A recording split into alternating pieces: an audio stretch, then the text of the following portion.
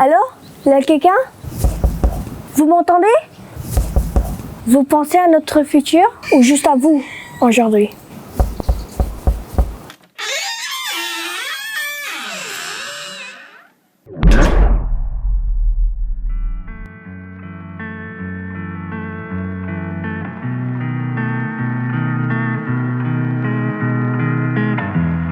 On écoute, on regarde des vidéos, on lit des posts, mais quoi?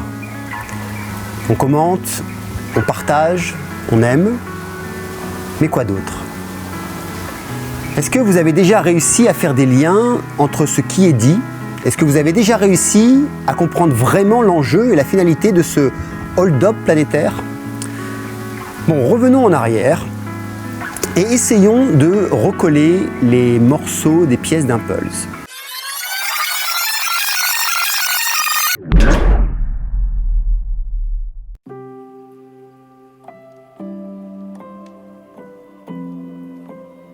Papa, l'effondrement, c'est maintenant?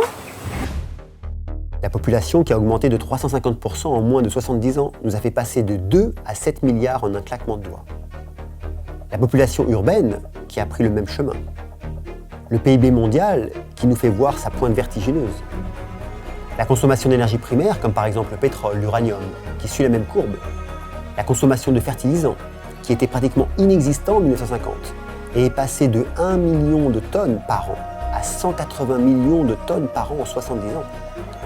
L'utilisation d'eau, qui était aux alentours de 1200 km3 par an en 1950, a atteint plus de 4000 km3 par an, soit 4000 milliards de litres d'eau. Mais on peut aussi voir la même chose pour tout ce qui n'existait pas en 1950 et qui suit cette même expansion vertigineuse, comme par exemple la production de papier, les véhicules motorisés, les téléphones, le tourisme international.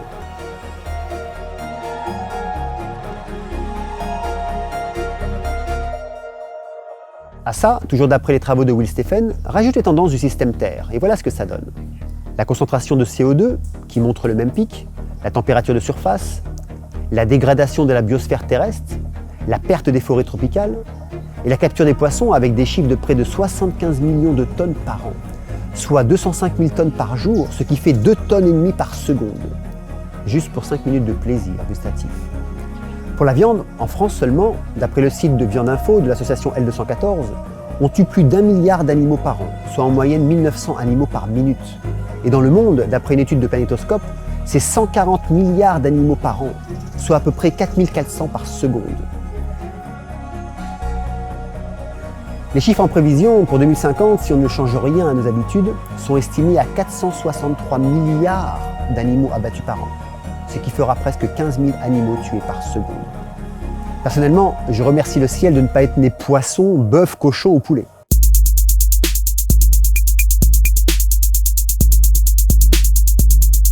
Personne n'en sait vraiment rien, tout est en analyse constante, car ce que nous vivons actuellement n'a encore jamais existé depuis que l'humain existe. Cependant, en ayant consommé 80% des ressources de la planète en 150 ans, il n'y a pas besoin d'avoir fait Bac plus 5 pour comprendre que la limite, c'est maintenant.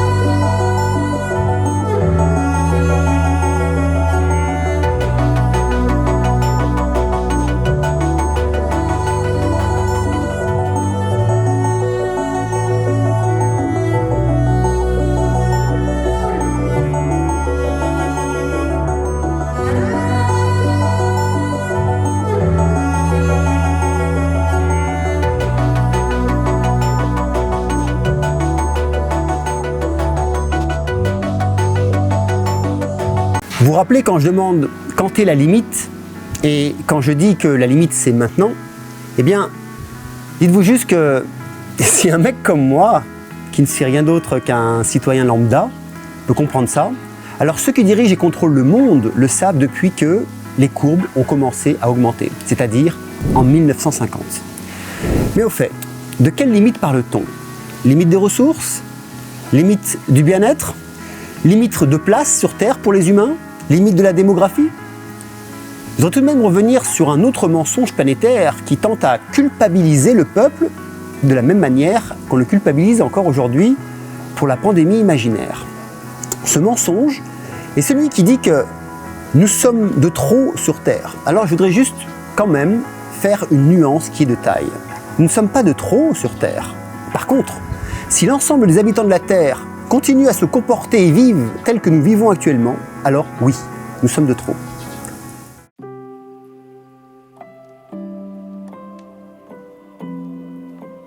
Pourquoi, papa? Parce qu'en fonction de nos manières de vivre et de consommer à outrance, nous utilisons plus de ressources que la Terre ne peut recycler. En fait, nous épuisons les ressources de la Terre et elle n'a pas le temps d'en créer à nouveau. En d'autres termes, nous pourrions être 4 fois plus sur Terre si nous vivions en mode frugalité. Attention, ça ne veut pas dire de vivre pauvrement, mais vivre simplement en prenant soin d'amener le plus possible, par exemple, nos objets en fin de vie, de recycler, de réparer. Mais bon, ça, c'est le côté, je vais dire, idyllique et féerique de l'histoire. Le vrai côté, c'est que personne ne veut vraiment changer aujourd'hui. Donc devant un précipice, des mesures drastiques sont mises en œuvre pour contrôler et réduire nos comportements délirants en vue de préservation de pouvoir en place.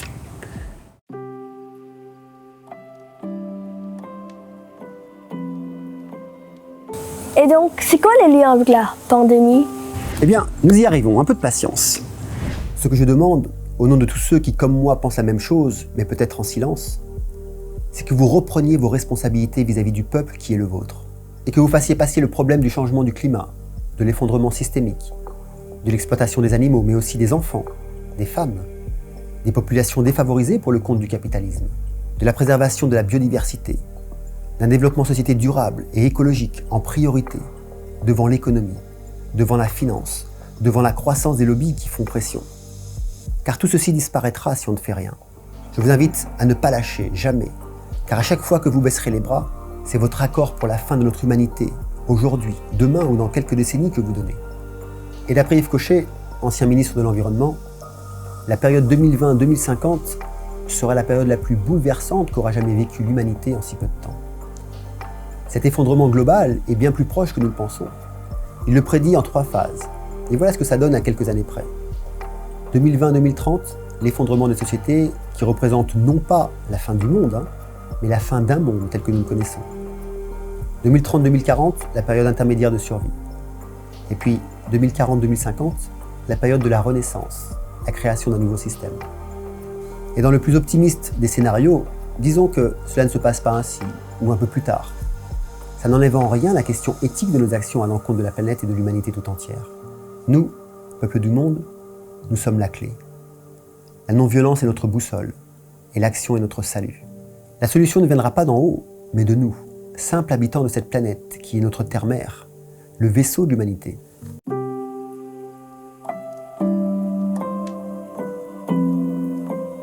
Donc, l'effondrement, c'est maintenant? Oui, c'est bien ça, mais absolument pas dû à un problème sanitaire. Les dirigeants de ce monde, alors je ne parle pas de nos présidents qui ne sont que des marionnettes, mais à un niveau bien plus haut, ne peuvent pas prendre le risque de voir leur pouvoir disparaître. Car s'il n'y a plus de ressources sur Terre, ils disparaissent avec nous. Si le système s'effondre de lui-même, ils disparaissent avec nous. La meilleure défense étant l'attaque, alors la meilleure stratégie c'est de contrôler l'effondrement plutôt que de le subir. La meilleure défense étant l'attaque, alors la meilleure stratégie c'est de contrôler l'effondrement plutôt que de le subir. La meilleure défense étant l'attaque, alors la meilleure stratégie c'est de contrôler l'effondrement plutôt que de le subir. Donc de faire s'effondrer l'économie mondiale, qui est la source en fait de nos problèmes. La courbe démarre en 1950 avec le début de l'ère industrielle, le début de l'ère de la consommation pour le plaisir et non pour les besoins vitaux. Nous sommes devenus des êtres objets. La philosophie a laissé la place à l'objéologie. Vous savez, c'est le fait de ne penser qu'à avoir plutôt qu'à être. Nos vies sont devenues la quête de la recherche de la survie, la course après l'argent, le bien-être matériel. Et ne vous blâmez pas, car nous avons été éduqués ainsi. Nous avons été conditionnés pour ça. Par contre, ne rentrez pas dans cet espace de victimisation en disant « Bah oui, nous avons appris à vivre comme ça et pas autrement, donc ce n'est pas de ma faute. Et on n'y peut rien. Et on ne peut rien changer. C'est comme ça. » Non, c'est sûr, nous ne sommes pas fautifs, tant que nous ne le savons pas. Mais à partir de maintenant, pour ceux qui ne le savaient pas, cela devient un choix conscient. Ça nous demande de revisiter nos modes de vie tout entiers.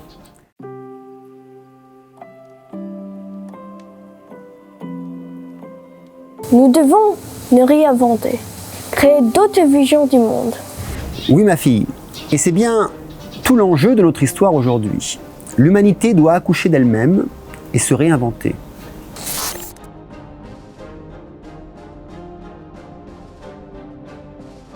Surtout, je pense qu'il faut faire le deuil d'un mode de fonctionnement collectif qui aujourd'hui n'a plus d'avenir et commencer à se préparer pour le prochain mode de fonctionnement. Qui est Qui est basé sur... c'est quelque chose qu'on va créer, je pourrais décrire ma vision, mais tout simplement quelque chose qu'on fait en conscience, en connaissance et avec compassion. Et pas quelque chose que l'on fait dans l'inconscience, dans l'ignorance et avec cupidité. Donc j'ai retenu les mots, hein. Conscience, connaissance et compassion. Oui, je pense que c'est les trois choses dont on a besoin. Ça veut dire prendre conscience de ce qui nous arrive, avoir une ouverture d'esprit, C'est ça. ne plus être dans le déni. Voilà, prendre conscience de soi, de nos mécanismes aussi intérieurs, de nos mécanismes inconscients, de la réalité autour de nous. Mais c'est vraiment, je pense, conscience pour moi, c'est vraiment la connaissance de soi et de notre fond inconscient. Pour pouvoir agir en conscience et donc redevenir créateur de nos propres expériences de vie. Et donc, connaissance, c'est s'informer correctement. Connaissance, c'est effectivement, c'est les connaissances dont on a besoin, celles qu'on nous a souvent pas appris à l'école, parce que l'école nous a programmés pour être des travailleurs consommateurs et pas forcément pour remettre les choses en question et pas forcément pour être des créateurs. Donc là, c'est acquérir les connaissances dont on a besoin pour comprendre les mécanismes qui sont en cours et pouvoir faire des choix conscients et avisés permettant des changements qui sont bénéfiques à la personne et à son entourage. D'accord. Et compassion, justement, parce que donc on a la conscience de soi, la connaissance s'informer correctement, et compassion pour pouvoir avancer collectivement, comprendre oui. qu'on est tous sur le même bateau à ce moment-là. Alors voilà, alors exactement, premièrement, et puis surtout la compassion envers soi-même. Parce que la mise en lumière de certains mécanismes inconscients peut rapidement tourner à l'autoflagellation ou la haine de soi, en se disant « mais comment est-ce que j'ai été si aveugle ?» ou « ah non ». Donc la première compassion, c'est la compassion qu'on a envers soi-même, et puis après envers les autres, puisque finalement, on a tous essayé de faire de notre mieux, et puis on n'a pas forcément pris les bonnes décisions, parce que justement, on n'avait pas le niveau de conscience nécessaire, les connaissances nécessaires, et la compassion nécessaire pour pouvoir faire les choix avisés. En fait, on a quand même tous participé. J'ai dit tous à 100%, hein, c'est-à-dire que même toi qui nous regardes là maintenant, on a tous participé jour après jour à ce qui nous arrive aujourd'hui. C'est-à-dire que nous en sommes tous responsables. Et tout à fait, nous sommes co-responsables de la situation que nous avons créée.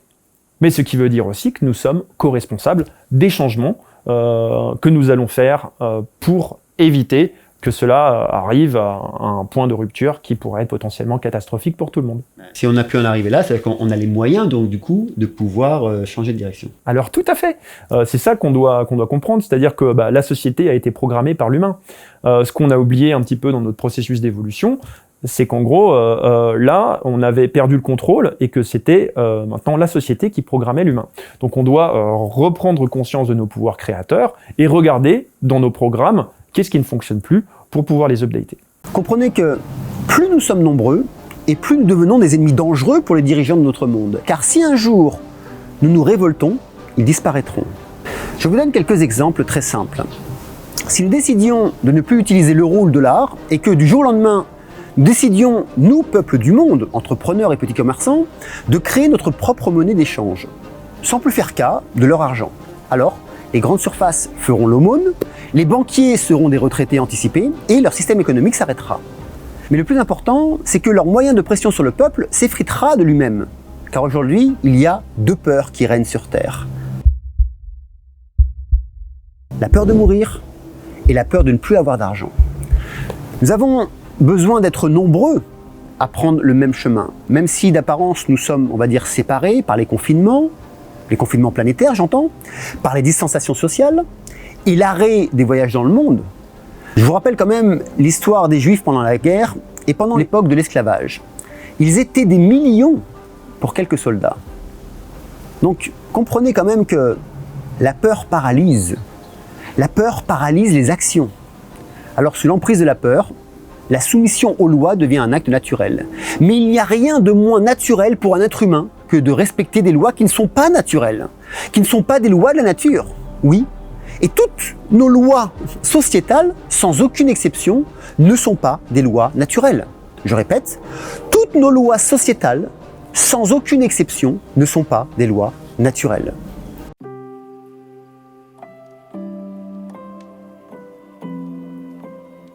Rappelez-vous de vos rêves d'enfant, quand vous étiez libre de penser. Si personne ne respecte les lois, alors les lois ne servent plus à rien. Prenez juste conscience que ce n'est pas nous qui avons créé les lois, mais ceux qui nous dirigent, et pour la plupart d'entre elles, pour ne pas dire toutes, sans notre consentement. A-t-on fait un vote pour le confinement et le reconfinement? No. A-t-on demandé aux personnes âgées, les seules qui meurent du Covid, si elles ne préféraient pas vivre moins longtemps, mais en paix avec leurs enfants et leurs petits-enfants, plutôt que de rallonger leur vie artificiellement de quelques jours, de quelques semaines ou quelques mois dans le stress, la peur et dans les hôpitaux, et les éloigner de ceux qu'elles aiment? No. C'est quoi qui les tue vraiment? La maladie ou la solitude? A-t-on demandé aux parents leur décision quant au port du masque pour leurs enfants? Vous rendez-vous compte que les États décident aussi de la manière dont vous devez éduquer et informer vos propres enfants? Êtes-vous OK avec ça? Vous savez, pas plus tard qu'il y a 3 jours, l'école de ma fille nous a contactés pour permettre aux enfants de retourner en classe. Mais, je dis bien mais, avec les protocoles du Covid. Je ne leur ai pas demandé leur avis. Je leur ai simplement écrit que tant qu'il y aura des protocoles Covid, comme le port du masque, comme les distanciations sociales, ce sera catégoriquement non, ma fille ne retournera pas en cours. D'autres parents ont agi de la même manière et ils se retrouvent du coup maintenant tout seuls avec les profs à faire leurs cours. Et leur réglementation ne sert donc plus à rien. Et tout ça dans la bienveillance, mais aussi dans la détermination. C'est nous qui avons décidé pour nos enfants, pas eux. Et ils n'ont plus de choix que de se plier à nos décisions. Mais encore, nous a-t-on réunis pour que nous puissions décider ensemble comment nous voudrions gérer le plan sanitaire de manière individuelle et collective de cette crise? Non. Comme des enfants de maternelle, les décisions sont imposées avec comme seule réponse aux questions du « mais pourquoi agissez-vous ainsi ?» ou alors du « pourquoi tant d'incohérence ?» Vous savez, la fameuse réponse, le fameux « parce que c'est comme ça ». Mais alors, le futur, il est déjà écrit? Ce n'est pas le futur qui est écrit, mais le présent nous montre que ce qui a été décidé dans le passé voit le jour aujourd'hui. Cependant, c'est à nous de décider la route que nous voudrons prendre pour demain. Et donc, nos actions et nos non-actions, je parle de nos non-actions d'aujourd'hui, décidera de notre futur demain. En d'autres termes, nous serons responsables de ce qui adviendra demain si nous n'agissons pas de manière individuelle et collective.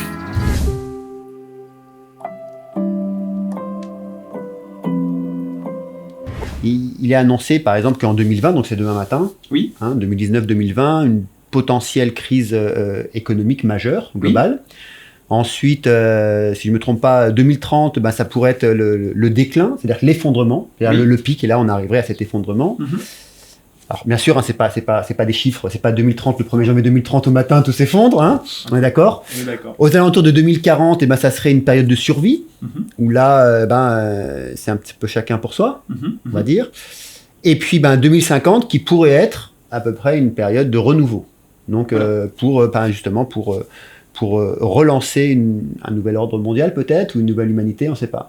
Alors, est-ce que, selon toi, est-ce qu'on a les moyens aujourd'hui, psychologiques, spirituels, financiers, collectifs, d'affronter ce genre de crise, d'effondrement global, de survie aujourd'hui? Alors là, c'est une question, on est dans l'ordre du complètement imprévisible. C'est-à-dire qu'effectivement, si on n'arrive pas à corriger le tir, à changer de direction à temps, et qu'on en arrive à un effondrement systémique, tout un tas de scénarios sont possibles. L'un des problèmes que ça pose, et c'est pour ça qu'il faut absolument éviter ce scénario, c'est le retour dans la survie et la peur. Le chacun pour soi. Moi, c'est vraiment ce qui me fait peur dans le cas où ce scénario venait à se matérialiser, parce que par inconscience, par ignorance, par cupidité, on en arrive à ce point de rupture. Ça émerge déjà, on appelle ça le survivalisme. Oui, tout à fait. On les voit bien. C'est des gens qui, pensent qu'en gros, on ne peut pas changer de trajectoire, et que donc, plutôt que d'essayer de changer de trajectoire, se préparent au choc. Nous, on part du principe qu'en fait, on peut tout à fait changer de trajectoire, puisque nous sommes créateurs de nos expériences. Et donc nous pouvons éviter l'effondrement et faire une transition. Maintenant, est-ce que nous allons le faire? Encore une fois, c'est possible, c'est pas sûr. Ça va dépendre de nos choix individuels et collectifs. Quand on parle, pour bien clarifier, quand on parle d'effondrement, on est bien d'accord que c'est pas la fin de l'humanité. Okay, c'est pas, on n'arrive pas au déluge, sauf s'il y a une météorite qui nous tombe dessus. Pas tout de suite, on va dire en tout cas. Par contre, c'est quand l'État ou les États ne peuvent plus subvenir, je dirais, à assurer la sécurité des citoyens, la nourriture, le service d'ordre, etc. C'est ça. Tout à fait, oui. En gros, c'est un moment où le système ne peut plus fonctionner et donc on est dans une situation très chaotique puisque les approvisionnements, etc. On est dans une situation un peu anarchique et chaotique, en gros.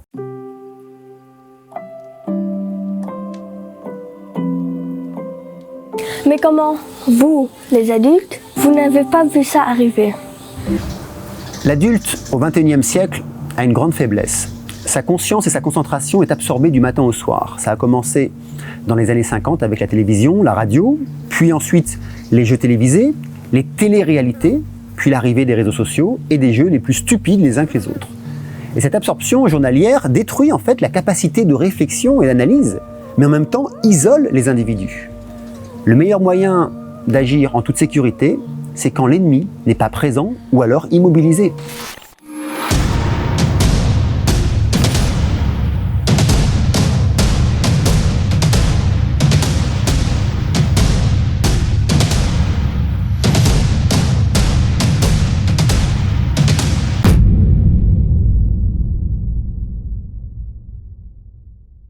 Premièrement, en vivant dans des mondes virtuels, la réalité peut être transformée à souhait par ceux qui n'y sont pas. Deuxièmement, en habituant son mental à réagir, il n'agit plus dans le réel. Le monde est entré dans une addiction lente mais pernicieuse. Et nous en voyons les résultats aujourd'hui. Les vidéos, vous savez, de la grande diversion et de la muselière du XXIe siècle que j'ai fait ont totalisé sur tous les réseaux plus de 4 millions de vues ce mois-ci. Mais je n'aurai jamais à mes côtés 4 millions de personnes prêtes à transformer leur vie pour créer le futur de demain, c'est-à-dire à refuser catégoriquement, sans aucune exception, l'ensemble des mesures à notre égard et de se positionner en première ligne. Donc non, les adultes n'ont pas vu venir ce qui arrive, car ils étaient absorbés ailleurs. Et le ailleurs, où ils étaient depuis des années, aujourd'hui leur refuse de diffuser la réalité du monde. L'ennemi ne se cache plus car il est acculé.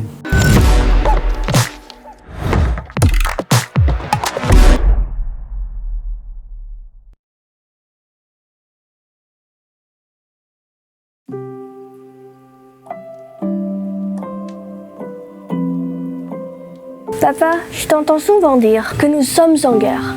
De quelle guerre s'agit-il?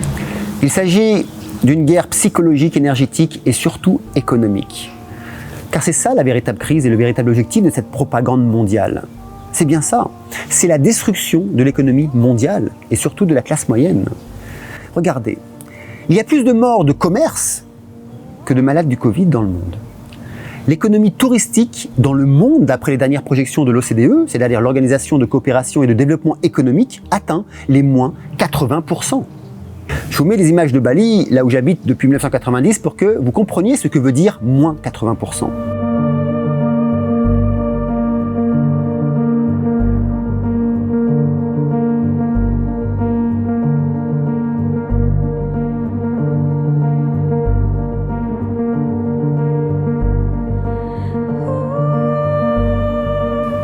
En France et en Europe et dans d'autres pays du monde, tous les petits commerçants et tout ce qui est lié à la culture, donc à des auto-entrepreneurs, sont à l'arrêt.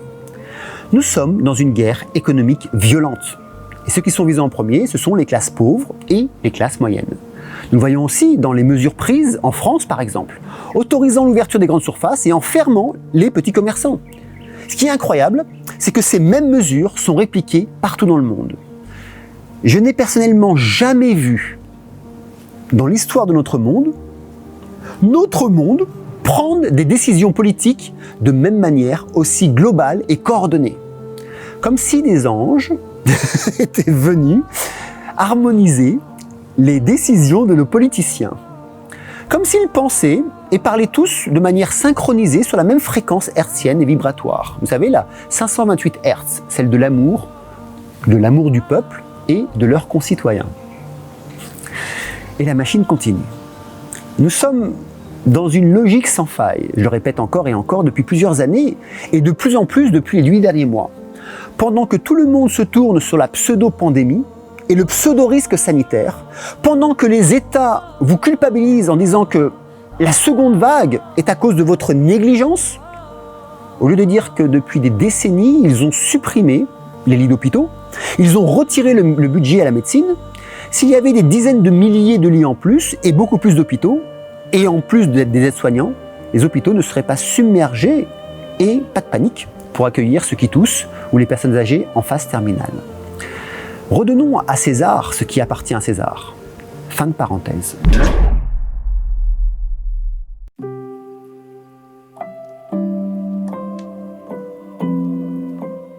Donc pendant ce temps-là, on va dire que le grand reset s'installe pour devenir une réalité. L'année dernière, j'en parlais aussi, ou peut-être. En juin, je l'affirmais, mais avec quand même un léger doute. Alors, peut-être que pour certains, c'est passé inaperçu, mais ce n'est pas une annonce anodine. En janvier 2020, donc hier, dans Or.fr, ils annonçaient que le reset monétaire a commencé. Vous avez d'ailleurs deux experts en métaux précieux, c'est Ronald Stoffels et Egon von Greyerz, alors excusez-moi pour l'accent, qui dans leur interview partagent leur point de vue sur la manière de faire face aux risques baissiers et leur implication dans l'économie mondiale. Les points clés à retenir de cette discussion sont ceux-là, écoutez bien. La fin de partie a commencé par des conséquences désastreuses pour les actions, l'immobilier, les dettes et la politique. Les banques centrales sont en mode panique et elles achètent de l'or pour se préparer à un nouveau système monétaire. Les banques européennes sont totalement en faillite. L'hélicoptère monétaire et la MMT sont garantis.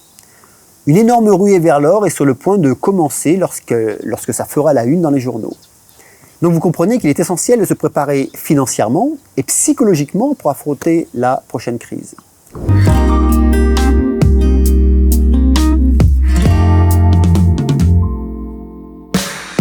Eh bien rappelez-vous, j'en avais parlé au tout début de la crise de cette pseudo-pandémie du Covid-19. Il y a 3 mois, j'avais annoncé que ce jeu médiatique servait principalement à justifier les erreurs et les actions criminelles des organismes financiers, puisque la problématique économique maintenant est sur le dos du Covid-19. Eh bien, pour répondre à la question, il faut savoir que c'est aujourd'hui que ça va commencer, puisque de plus en plus de médias de masse l'annoncent ouvertement. Ici, Le Figaro, il y a 7 jours, le jour où je fais cette vidéo, qui annonce la grande réinitialisation qui a été une annonce du FMI en mars dernier, et le Covid a bon dos. Regardez. Il est de notre devoir de rétablir un système fonctionnel de coopération mondiale, intelligente, structurée, pour relever les défis des 50 prochaines années. Le Covid-19 a accéléré notre transition vers l'ère de la 4e révolution industrielle. Nous devons nous assurer que les nouvelles technologies dans le monde numérique, biologique et physique restent centrées sur l'homme et servent à la société dans son ensemble, en offrant à chacun un accès équitable. Nous ne devons pas rater cette fenêtre d'opportunité. Alors, bien sûr, on parle ici de modifier notre monnaie de manière purement numérique et de réinventer un système économique. Et puis, dans Économie Matin, Charles Sana l'annonce aussi avec un titre un peu plus dévastateur. Mais c'est normal, lui, il est indépendant. La grande remise à zéro du système est officiellement admise, elle aura lieu et va vous ruiner. Et oui, le grand reset monétaire est officiellement admis par le FMI, qui a été clairement annoncé par Christine Lagarde, la patronne du FMI. Alors pour ceux qui ne savent pas ce qu'est le FMI, c'est le Fonds monétaire international.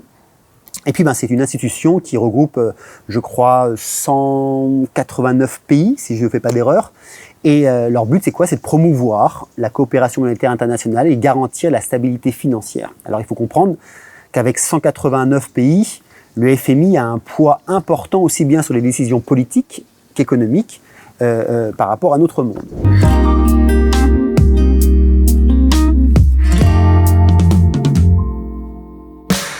Pour faire court, avec les différentes crises économiques, celle des subprimes en 2008, puis celle du Covid-19, les États ont dû aider les peuples, ont dû aussi aider les entreprises, donc imprimer sans cesse de la monnaie et à des très gros volumes. Donc, la masse monétaire est énorme ce qui a fait chuter sa valeur. Et oui, tout ce qui est rare a de la valeur, comme ma femme. Mais dès que cette rareté n'existe plus, alors sa valeur diminue. Eh bien, dites-vous que l'argent aujourd'hui n'a plus de valeur.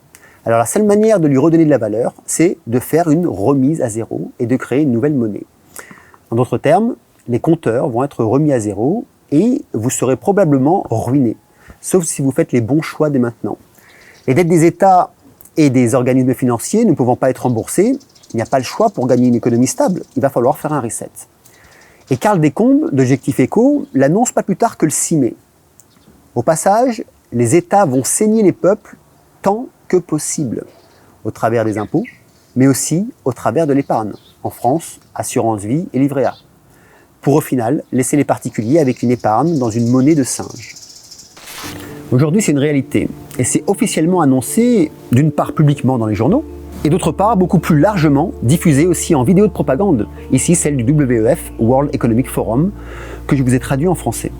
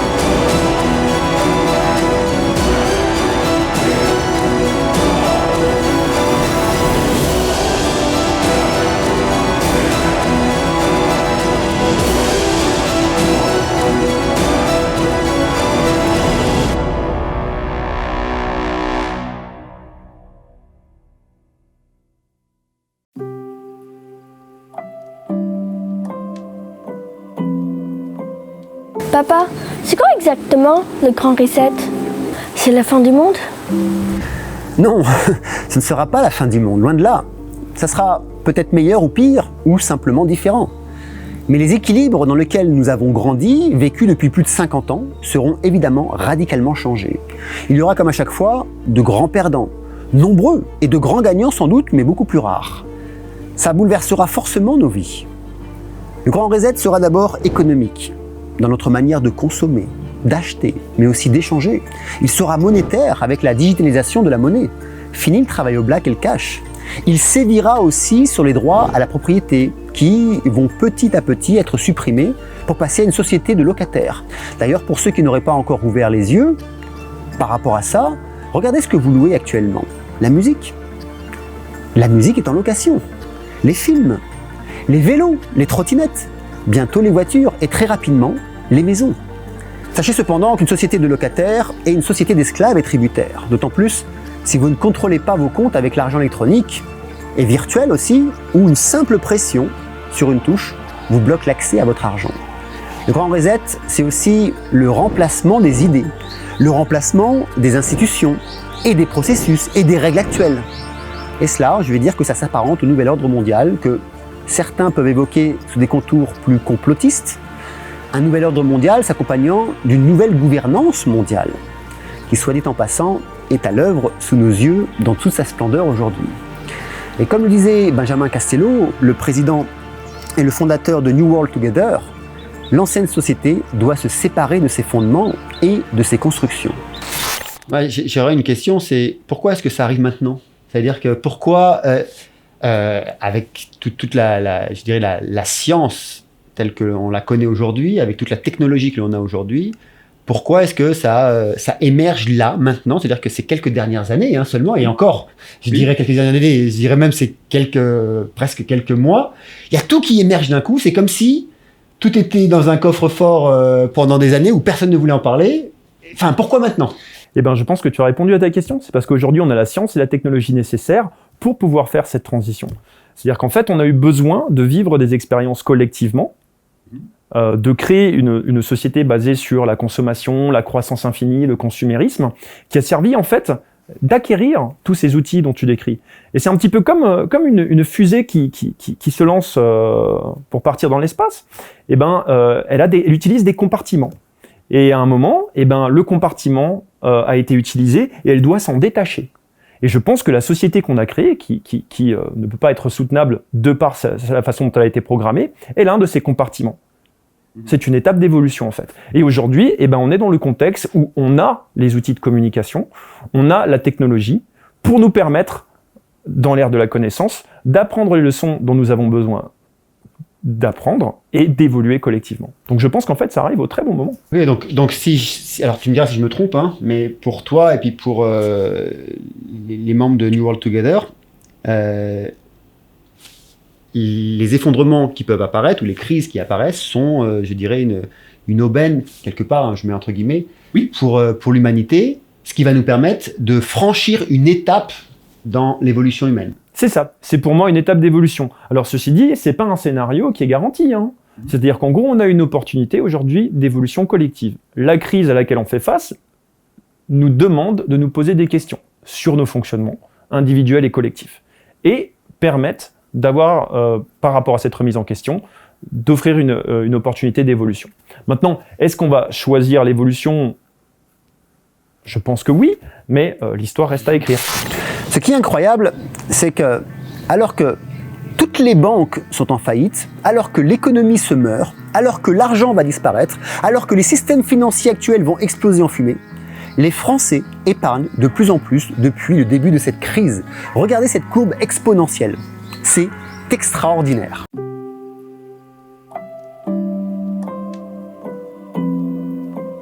Papa, c'est quoi mon futur? Ton avenir sera celui que nous, adultes, déciderons suivant nos actions.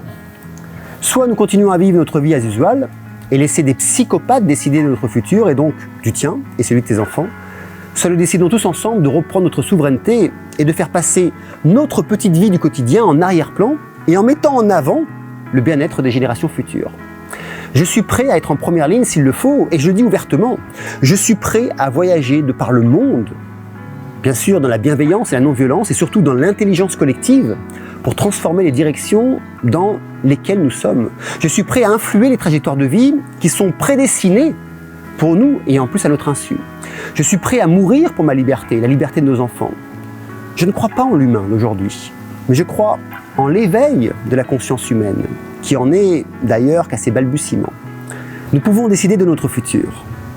Nous devons décider de notre futur. S'il vous plaît, pensez à nous.